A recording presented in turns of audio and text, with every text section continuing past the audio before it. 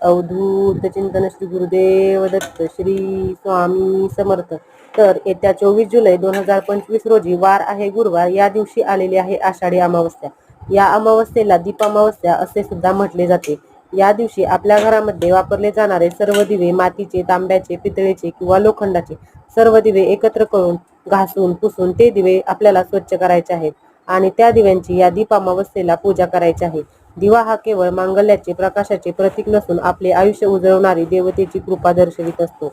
दीपामावस्येच्या दिवशी दिव्यांची अशी पूजा केल्यामुळे घरातील नकारात्मक ऊर्जा दूर होते, आपल्या घरामध्ये सुख, समृद्धी आणि लक्ष्मीचे आगमन होते। दीपामावस्येला दिव्यांची पूजा साध्या पद्धतीने कशी करावी, त्याचबरोबर कोणती आरती आहे की जी केल्याशिवाय दिव्यांची पूजा पूर्ण होत नाही, त्यानंतर दीपनामावलीचे सुद्धा या दिवशी पठण केले जाते, त्याचबरोबर लहान मुलांचे सुद्धा या दिवशी औक्षण केले जाते।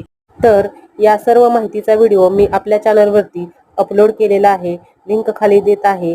लिंकवरती जाऊन तुम्ही तो व्हिडिओ बघू शकता। धन्यवाद। श्री स्वामी समर्थ।